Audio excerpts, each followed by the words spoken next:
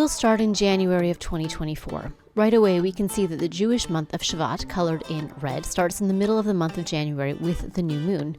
Because days in the Jewish calendar start with sunset rather than midnight, I've let the color overlap slightly with the previous day.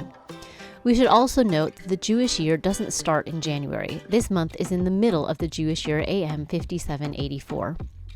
As we move on in the year, we move to the months of Adar 1 and 2, followed by the month of Nisan. The month of Nisan is sort of the linchpin of the Jewish calendar. It is the first month of the year, though not the start of the new year, and contains the holiday of Passover, which is supposed to take place during the barley harvest. Because the lunar calendar is roughly 10 days shorter than the solar calendar, the month of Nisan would occur about 10 days earlier every year, and before long it would be nowhere near the barley harvest. To prevent that from happening, the second month of Adar is added in roughly every 3 years. 2024 was one such leap year. After Nisan, we have Iyar, Sivan, Tammuz, Av, and Elul, finally bringing us to the month of Tishrei. Tishrei is the 7th month of the calendar, but it is also the start of the new year, or Rosh Hashanah. This last October saw the start of the Jewish year AM 5785. Tishrei is followed by Cheshvan, Kislev, and Tevet, and then we are back to Shavuot.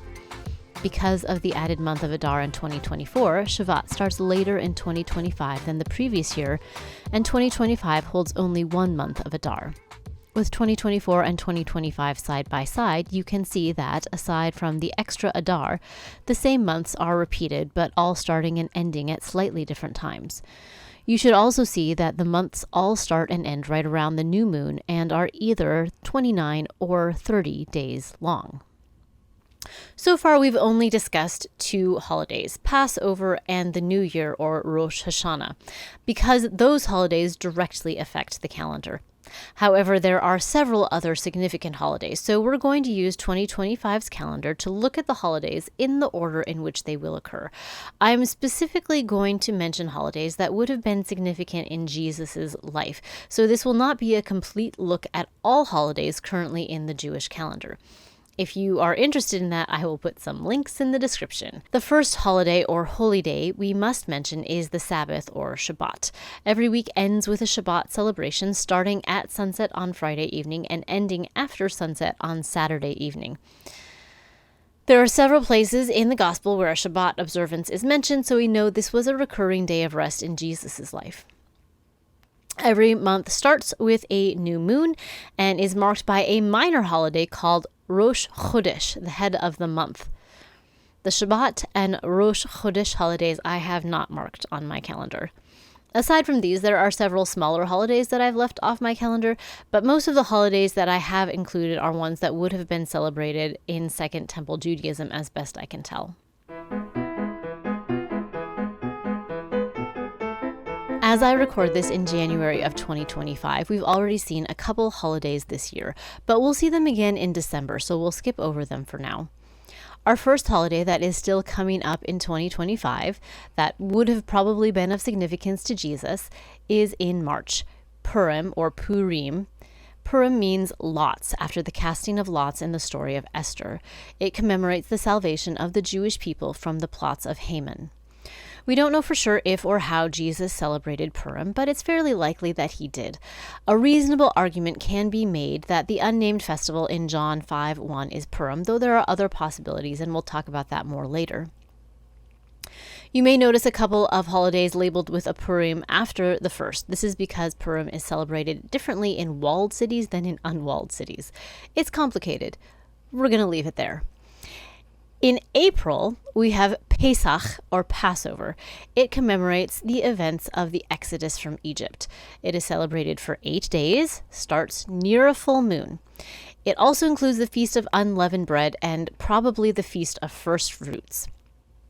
We move through May and into June, where we see Shavuot, more commonly known to Christians as Pentecost. Shavuot means weeks. It was to be celebrated 7 weeks or 50 days after the Festival of First Fruits. We have a couple smaller holidays through July and August, but September brings us to the high holy days with Rosh Hashanah, the start of the new year 5786. This is also called the Feast of Trumpets. 10 days after that comes Yom Kippur, the Day of Atonement. Those 10 days are called the 10 Days of Awe or Days of Repentance in preparation for Yom Kippur. After that is Sukkot, or the Feast of Tabernacles or Booths. Sukkot, like Passover, starts at a full moon. It lasts 7 days and is followed by an assembly on the 8th day. Sukkot is the Hebrew word for tents or booths. The holiday commemorates the time of the Israelites living in tents in the wilderness. There's not much in November of this year, but December brings the celebration of Hanukkah. This celebration is not referenced in the Old Testament. Its origin seems to lie in the intertestamental era, and some account of it is given in 1st and 2nd Maccabees. It is also called the Feast of Dedication, since it commemorates the rededication of the temple after it had been defiled. John records Jesus visiting Jerusalem during this feast once in John 10:22. Like Passover, Hanukkah lasts 8 days.